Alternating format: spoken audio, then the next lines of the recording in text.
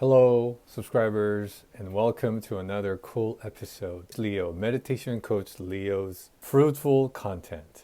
Today's topic, I want to share with you. This is a very powerful piece of information. I got this off from Dr. Joe Dispenza. Some of you who may know Dr. Joe, he's one of the front leaders in neuroscience and the science behind changing who you are inside out so you can start experiencing your dreams in reality. Dr. Joe has published numerous collection of books that has to do with change using the scientific information to allow individuals to learn, for them to create new circuits in their brain, the new synaptic connections, which is new piece of information for them, including myself, to start becoming a better observer of who you really are, both the bad sides and the good sides. And that gives us a platform for us to step on to start changing, crossing the river of change, as Dr. Joe coins the term. So I want to talk about the brain, the human brain. What is it? What are its role? And why do we need to understand neuroscience or the science behind the brain in order for us to apply some of the powerful formula that Dr. Joe teaches us for us to get one step closer to become a better version of ourselves? What is neuroscience? It's a heavy scientific disciplinary area, but when you simplify it, it's not that difficult to understand. As Dr. Joe claims throughout his lectures and his books, our brain is a record of our past. It's like an artifact. It's a safe where it has all of your memories, all of your experiences, all of your emotions, everything that you can imagine, or you can remember, I should say. It's all stored in this piece of hardware, which is your brain. Now, there are three types of brains. You have the frontal lobe, which consists about more than half of your entire brain body. There's also a brain called the limbic brain, and also you have what's called the cerebellum. So the frontal lobe is obviously situated right behind your forehead, inside your skull. And if you really think about it, your frontal lobe, prefrontal cortex, is what distinguishes us humans to some of other organisms, say animals, whether it's dog or cat or what have you. And so if you really think about it, we have evolved for so many years that our prefrontal cortex has advanced so much that this gives us a great power, or strength, I should say, in terms of your imagination, creativity, and just your analytical function as a human being. You have the thinking brain, and you have a brain that feels, which is your limbic brain, and you also have a brain that actually behaves, that drives you, that triggers the motion for you to move and to do certain actions, right? And that is your cerebellum, or your hindbrain. Or, some people call it the reptilian brain, because if you look at the civilization, how we have evolved, the hindbrain was the most dominant part of the brain that we had when you go back in time. The next thing that I want to share with you, a piece of information, is synaptic connection. So what is a synaptic connection? If you really go in there and look at how the brain works, yes, there's vessels and veins and tissues and all these liquid and all these stuff that's inside your brain. You have what's called the nerve cell, and what Dr. Joe always says is that nerve cells that fire together, it binds together.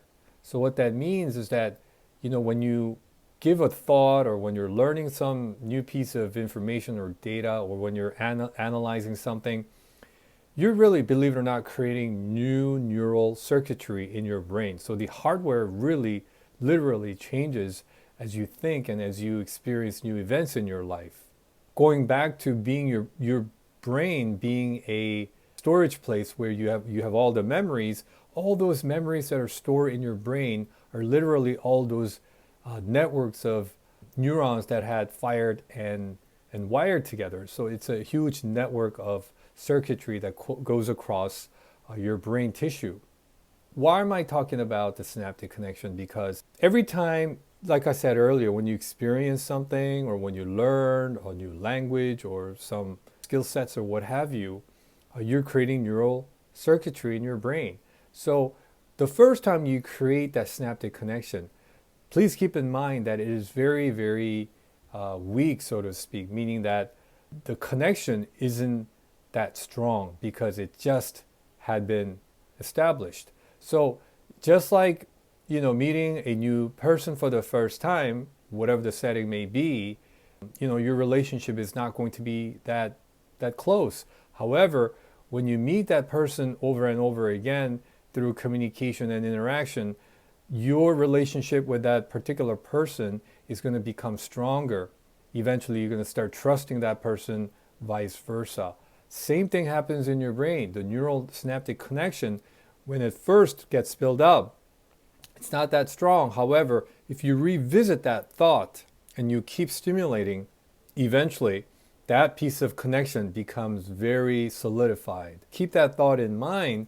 That could go either way, towards the good way and the bad way. Good way meaning, say you're learning a new language, and the more you practice it, the more you repeat it, the more you memorize the vocab, what have you, then obviously those neural network is going to become much more thickened. So it's going to be less difficult for you to retrieve those type of words.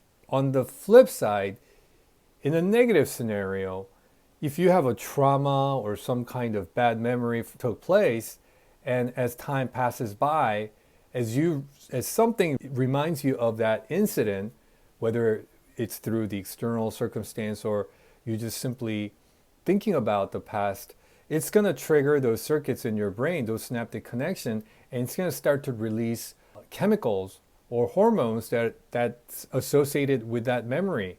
And you're going to start feeling that feeling that you had experienced in the past, which you want to forget.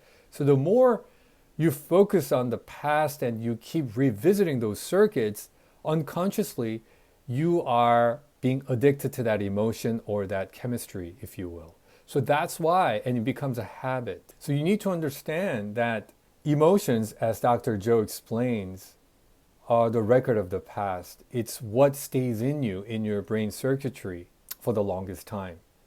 And the severe it is, the more negative it is, it will stay there. Say a traumatic experience or some kind of crisis that you had to go through. That's why it's really difficult for people to let go of those type of negative memories. And the only way you can do that is to disconnect those synaptic connections. And so how do you unlink those connections that's already been established in your brain circuitry? It's through meditation, because think of meditation as a vehicle for you to start erasing or to prune those connections in your brain circuitry. And once you prune it, even if something reminds you of, you would still have those memory and you can probably still visualize it, but it would not trigger that circuitry because that circuitry connection is no longer there. So it won't be able to fire that old chemical to your body for you to feel that way. So that's how you conquer your traumatic experience or some kind of crisis in your past, and that's how you change, and that's how you become a different personality.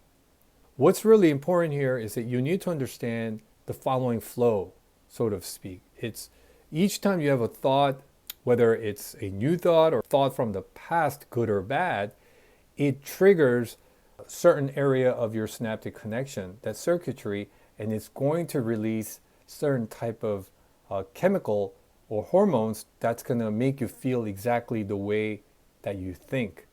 So in this scenario, if it's negative, you think a negative thought and you're going to feel negative. And when you feel negative, because you're in a survival mode, most likely hormones of stress will be throughout your system, it's going to be very difficult for you to start thinking positively or open your heart or to become understandable and, believe in the unknown.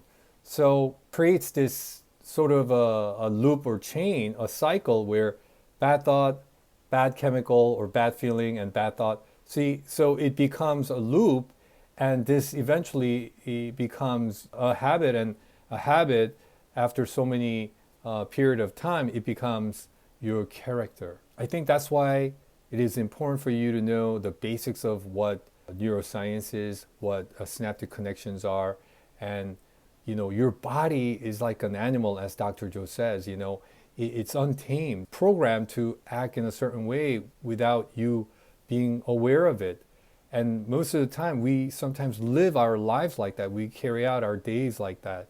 And you don't want to do that. So it's more important for you to have a conscious attention rather than always thinking through your pre-programmed habits, so to speak. So I hope this was fruitful. Please hit that subscription button and also hit that like button, and I'll see you next time. Take care.